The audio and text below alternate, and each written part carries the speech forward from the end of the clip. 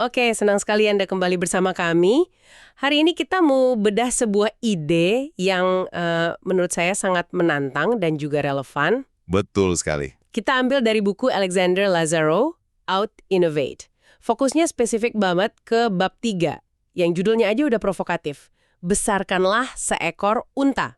Hah, unta ya? Ini bukan soal beternak tentu saja. Ini soal menantang ikon paling suci di dunia startup. Siapa lagi kalau bukan si unicorn? Tepat. Buku ini pada dasarnya bilang, tunggu dulu.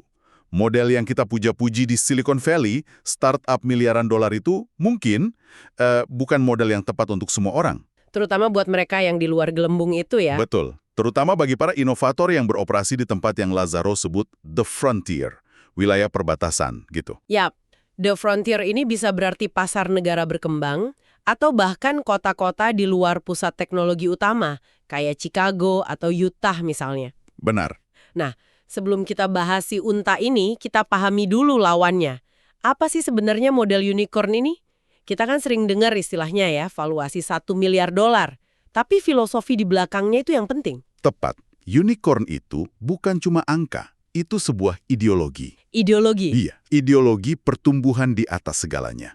Logikanya gini, bakar uang sebanyak-banyaknya buat dapat pengguna secepat-cepatnya, dominasi pasar dulu, soal untung pikirin nanti. Kurva tongkat hoki yang terkenal itu. Nah, itu dia. Datar dulu, terus diharapkan melesat naik secara eksponensial. Oke, mari kita bongkar lebih dalam. Model ini kan menciptakan yang namanya lembah kematian atau value of death. Jadi ini periode di awal di mana startup itu ya ngabisin uang jauh lebih banyak daripada yang mereka hasilkan. Harapannya yaitu bisa lewat lembah ini sebelum kehabisan uang. Dan disinilah peran modal Ventura atau VC jadi krusial banget. Ada kutipan bagus dari seorang VC, Josh Koppelman, dia bilang, saya menjual bahan bakar jet. Bahan bakar jet, kencang sekali kedengarannya. Tugas mereka itu menyuntikkan dana besar-besaran supaya startup bisa terbang. Ini yang bikin siklusnya jadi adiktif. Dapat dana, bakar uang buat tumbuh, terus harus cari dana lagi. Dan ironisnya, bahan bakar jet ini malah bikin lembah kematian itu jadi makin dalam kan? Makin dalam dan makin berbahaya.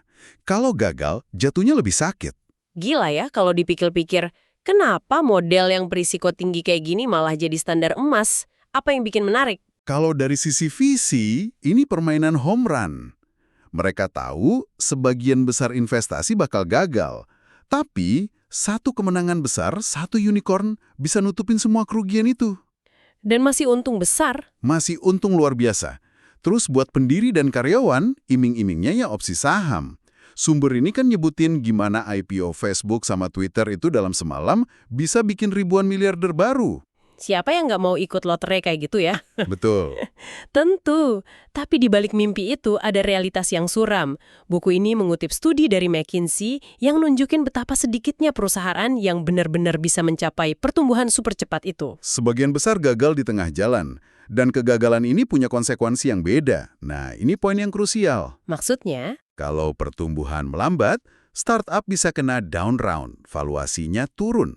Itu memalukan banget, atau yang disebut efek foie gras, di mana perusahaan jadi bengkak karena kebanyakan disuapi dana visi. Terlalu gemuk ya? Terlalu gemuk dan gak efisien. Tapi yang lebih penting itu beda budayanya. Di Silicon Valley, gagal itu bisa jadi luka pertempuran, kayak lencana kehormatan gitu. Fail fast, fail forward. Persis. Tapi di The Frontier, di pasar yang lebih konservatif, kegagalan itu bisa jadi noda seumur hidup di karir seseorang. Risikonya jauh lebih personal dan nyata. Oke, jadi kalau modal bakar uang unicorn ini begitu rapuh, terutama di luar Silicon Valley, pasti ada cara lain dong. Nah, disinilah unta masuk, kan? Betul sekali. Unta itu antitesis dari unicorn. Coba deh Anda bayangin seekor unta. Tangguh? Bukan hewan yang glamor, tapi luar biasa tangguh. Bisa bertahan berbulan-bulan di padang pasir tanpa makanan atau air. Tapi begitu nemu sumber air, pulihnya lebih cepat dari hewan lain. Simbol ketahanan ya? Ketahanan, adaptasi, dan keberlanjutan. Itulah startup unta. Nah, disinilah bagian yang sangat menarik. Buku ini nggak cuma teori, tapi ngasih studi kasus yang kuat banget. Contohnya Grup Hub. Grup Hub dari Chicago tahun 2004. jauh dari pusat perhatian Silicon Valley.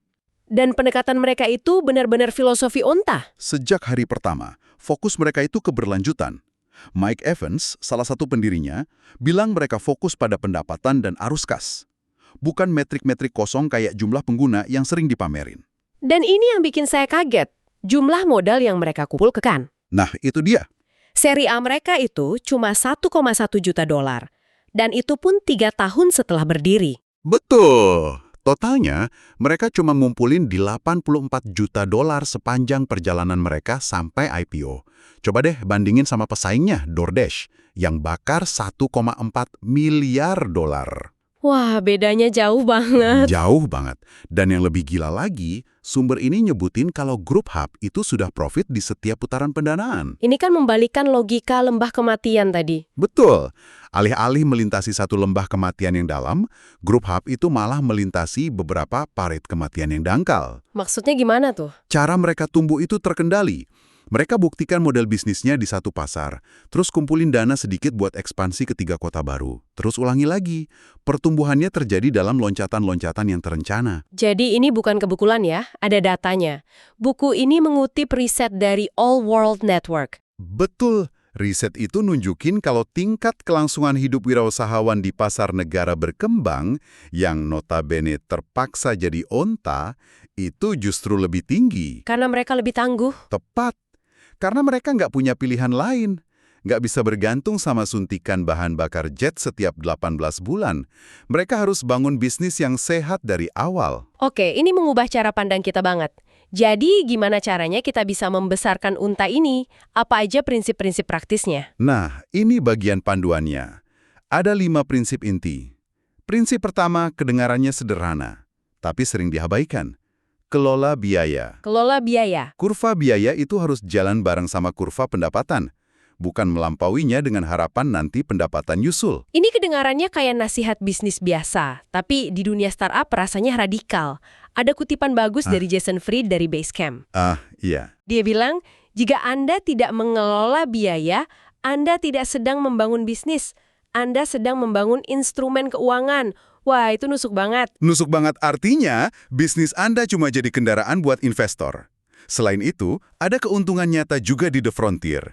Gaji developer di Nairobi itu bisa 8 kali lebih rendah dari di San Francisco. Biaya operasional lebih rendah ya. Secara alami mendorong model bisnis yang lebih ramping. Oke, prinsip kedua ini juga favorit saya.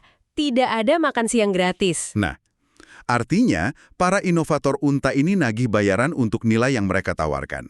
Dari awal. Beda banget sama model Silicon Valley yang kasih layanan gratis atau subsidi besar buat narik pengguna ya. Beda total. Mike Evans dari GrabHub bilang, saya membangun bisnis, bukan hobi. Bisnis menghasilkan pendapatan, hobi tidak.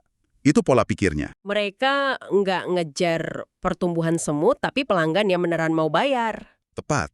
Contoh lain, Zona, layanan transfer uang di Afrika. Slogan mereka bukan gratis atau paling murah. Tapi Mudah, cepat, aman. Mereka jual nilai. Dan orang mau bayar untuk nilai itu. prinsip ketiga? Prinsip ketiga ini mungkin yang paling strategis. Ambil modal lebih sedikit, kendalikan waktu. Semakin sedikit Anda bergantung sama visi, semakin besar kepemilikan dan kendali yang Anda punya. Contoh terbaiknya Qualtrics dari Utah. Kisah mereka luar biasa. Luar biasa. Mereka bangun perusahaan 1 dekade penuh tanpa ambil 1 sen pun dari visi, cuma ngandalin keuntungan perusahaan buat tumbuh. Mereka baru cari pendanaan pas mereka udah besar dan kuat, pas mereka nggak butuh-butuh amat uangnya. Dan hasilnya, Posisi tawar mereka jadi kuat banget. Mereka yang mendikte syaratnya. Akhirnya, Qualtrics diakuisisi 8 miliar dolar dan pendirinya masih megang mayoritas saham. mereka yang pegang kendali nasibnya sendiri. Tepat. Lanjut, prinsip keempat. Ini soal DNA unta itu sendiri ya. Betul. Siapkan rencana krisis. Unta itu tangguh karena mereka berevolusi buat bertahan di lingkungan keras. Startup unta juga harus gitu. Contohnya, Zuna lagi di Zambia. Nah, betul. Waktu itu mata uang lokal Kwacha anjlok parah. Buat banyak bisnis itu kiamat. Tapi CEO-nya, Keith Davis, nggak panik. Kenapa? Karena dia udah punya model keuangan yang sangat detail, memproyeksikan berbagai skenario krisis. Mereka bisa gerak cepat, potong biaya, dan akhirnya selamat dari badai itu. Ketahanan itu bukan kebetulan, tapi hasil persiapan. Persis. Terakhir, prinsip kelima. Ini yang menurut saya paling lawan arus. Diversifikasi. Bukannya mantra startup itu fokus, fokus, fokus. Benar, ini melawan dogma Silicon Valley. Tapi di The Frontier, yang lebih nggak stabil, diversifikasi itu strategi bertahan hidup yang cerdas. Contohnya? Frontier Car Group, mereka nggak taruh semua telur dalam satu keranjang. Mereka sebar resiko dengan beroperasi di 5 pusat regional. Meksiko, Nigeria, Turki, Pakistan, dan Indonesia. Jadi logikanya kalau satu pasar lagi goyang, mereka nggak langsung bangkrut ya? Tepat. Kalau ekonomi Turki lagi bergejolak, mereka bisa alihkan sumber daya ke pasar lain yang lebih stabil. Ini kayak portofolio investasi di dalam satu perusahaan. Cara mengelola resiko yang sangat berbeda. Disesuaikan dengan realitas lingkungannya. Jadi, apa artinya semua ini bagi Anda, pendengar kami? Pesan utamanya sepertinya bukan soal memilih antara tumbuh atau nggak tumbuh, kan? Sama sekali bukan. Onta juga bertumbuh loh. Bahkan bisa jadi sangat besar kayak Group Hub dan Qualtrics. Pertanyaannya itu bagaimana Anda bertumbuh? Jalur mana yang dipilih? Apakah jalur pertaruhan jangka pendek berisiko tinggi ala unicorn atau membangun bisnis jangka panjang yang tangguh dan berkelanjutan ala onta? Ini soal perspektif waktu juga ya. Buku ini kan bilang rata-rata waktu untuk exit di The Frontier itu lebih dari 13 tahun. Hampir 2 kali lipat dari Silicon Valley. Ini maraton, bukan lari cepat. Benar. Ryan Smith dari Qualtrics merangkumnya dengan sempurna. Ini bukan permainan 5 tahun, ini permainan 20 tahun. Dan Mike Evans dari Group Hub juga nambahin sesuatu yang kuat. Dia bilang mereka bisa aja tumbuh lebih cepat, tapi itu akan ningkatin resiko gagal sampai 7 kali lipat. Mereka secara sadar memilih keberlanjutan.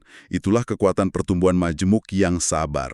Oke, jadi sebagai rangkuman, unicorn mungkin mitos yang memikat ya, tapi unta bisa jadi maskot yang jauh lebih realistis dan tangguh. Dan lebih bermanfaat bagi para inovator dimanapun, nggak cuma di The Frontier. Betul. Dan inilah pemikiran penutup ya untuk Anda renungkan.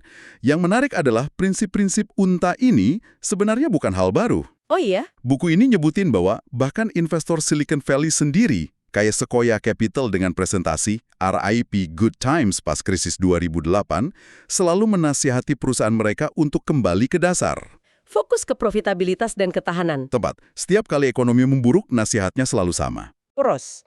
Mungkinkah prinsip-prinsip unta ini nggak lagi cuma relevan untuk The Frontier kan? Mungkinkah ini akan jadi panduan masa depan untuk semua startup? Bahkan yang di jantung Silicon Valley sekalipun. Apakah era kejayaan unicorn akan segera berakhir?